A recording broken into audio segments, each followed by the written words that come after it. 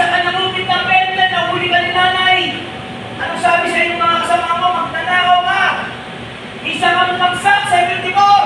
Anong sabi ng mga kaibigan mo? Oo nga, tara ka. Gago ka, wala kang kwenta.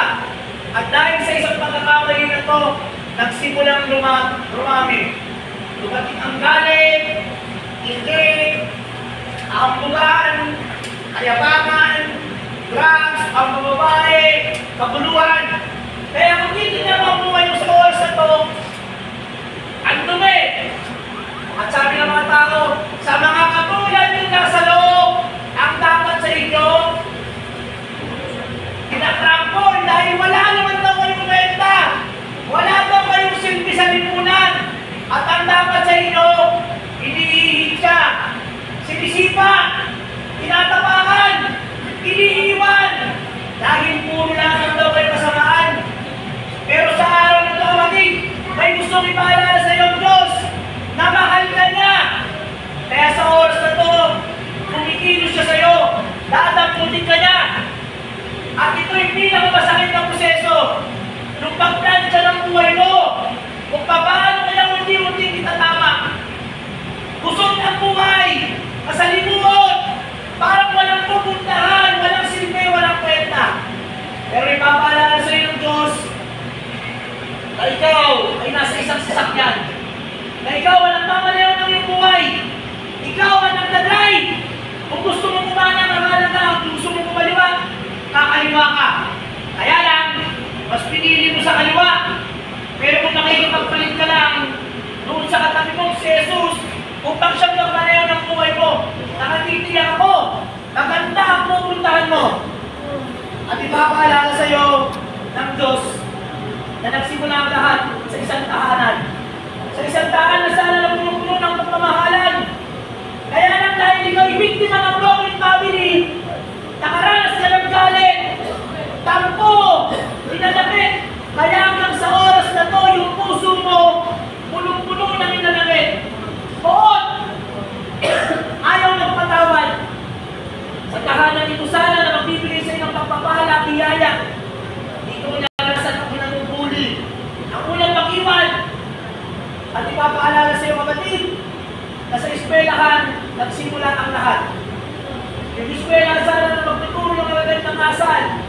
Kaya lang sa eskwelahan, nauna natin, nauna mong itig ng mariwala, nauna mong inom ng records, nauna mong pakikipagtalik. Sa tahanan at sa eskwelahan na magtuturo sana ng magandang asal, natin mo naranasan kung paano ka maging makasalanan. Sa araw na ito, kapatid, ipapaalala sa iyo ng Diyos. Ito pala ay ilaw ng sanlibutan. Ano ba yung ilaw? Ganito lang ang gagawin mo. Una-una, kailangan mo tanggapin na ikay mga kasalanan. Nagkamali tayo. Hindi na kayo, pati ako. Marami tayo mga sablay. Pero despite ng pagiging sablay natin, pinakal tayo ng Diyos. Ano yung pangalawa? Kailangan natin tanggapin ang Holy Spirit. Bakit? Sapagkat malakas ang Espiritu. Ngunit mahina naman. Hindi natin makakaya kung sa sarili naman natin lakas tayo ang asa. Ano yung pangatlo? Kailangan natin alalahanin na bago tayo nagpatawad, bago tayo nagmahal, may unang nagmahal sa atin. Sino? Si Kristo. Ay kaya nang mawalupay sa krus, mamatay, ilibing, pero sa inatlong araw, nabuhay siya muli. Nang dahil sa pagmamahal sa iyo, sa pagmamahal sa ito, at this time kapatid, sa pamamagitan ng panalangin natin sama-sama, ipapahintulid ng Diyos na darating yung araw, lalabas tayo sa apat na sulong na ito, na may ngiti, pag-asa, pag-ibig, at pananampalataya sa ating Diyos na buhay. Dapat kapatid na manalangin, pero ipahintulid ng Diyos na ipanalangin mo sa mga oras na ito. This time kapatid, baka pwedeng kauna-una ng pagkakataon. Ikaw naman ang magbigay. Baka pwede mo mag-pray si tatay na may sakit. O si nanay. O baka namimiss mo na yung anak mo. This time kapatid, hawakan mo yung dibdib mo. Alalahanin mo yung pangalan. Si Junior pa siya. Si Inday pa siya. Si Neneng. Si nanay, si tatay. Baka pwede mo siyang ipanalangin sa oras na to. At sa araw ng Pasko, sabihin mo, Lord, ito po yung gusto kong regalo na maranasan ko ang pag-ibig ko, na maranasan ng pamilya ko, ang pagmamahal ko. Let us pray. In the name of the Father, of the Son, of the Holy Spirit, Amen.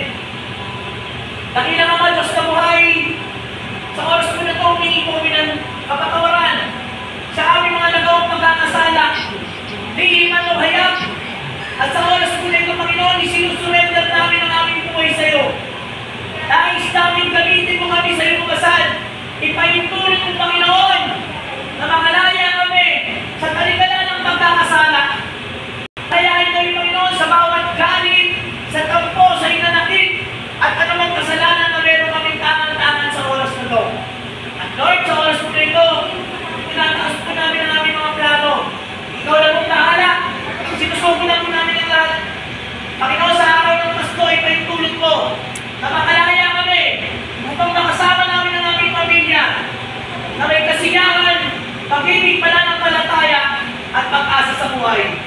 Sinusuko na po namin ang lahat ng na may pagpupulit na salamat sa magamis na pangalan ni Jesus na tayo magsabi ng Amen! The name of the Father, the Son, and the Holy Spirit. Amen! Okay! Hindi po, ako sa aming Epe ng Makasing Station, Police Colonel G. Ibaran de la Torre, at sa ilalim ko ng bandila ng Pinsang Pusong ating Charismatic District Government. Advance! Merry Christmas sa ating lahat.